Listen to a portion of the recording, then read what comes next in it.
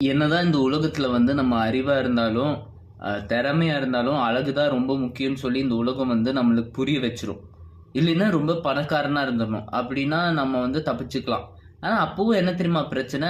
இந்த பணக்காரனா இருந்தாலும், அவன் பாரு எவ்வளோ மொக்கையா இருக்கான்" அப்படின்னு சொல்லிட்டு அவன கிண்டல் பண்ணுவாங்க. எப்படி இந்த சரவணா ஸ்டோர் ஓனர் எல்லாம் கிண்டல் பண்றாங்கல்ல, அந்த மாரி. ஆனா நான் பார்க்குறேன் எனக்கும் இந்த மாரி விஷயம்லாம் நடக்கும். ஆனா என்ன விட ரொம்ப திறமையா, அறிவா இருக்கிறவங்களுக்குலாம் இது நடக்கும்போது, அது எனக்கு கஷ்டமா இருக்கு. ஆனா, இதெல்லாம் நம்ம உலகத்துல இருந்து யாருனாலயும் மாத்தவே முடியாது. ஆனா, ஒவ்வொரு இண்டிவிஜுவலும் புரிஞ்சுக்கலாம். இப்ப நான் நெனைக்கிறேன், ஒரு சிச்சுவேஷன்ல இருக்குன்னா, அ அங்க அனலைஸ் பண்ணணும். எதனால அப்படின்னு சொல்லி பார்க்கணும். ஒரு ஆப்பர்ச்சுனிட்டி குடுக்குற நெலைமையில நான் இருக்கேன்னா, நான் வெறும் லுக்ஸ மட்டும் பார்க்கக்கூடாது.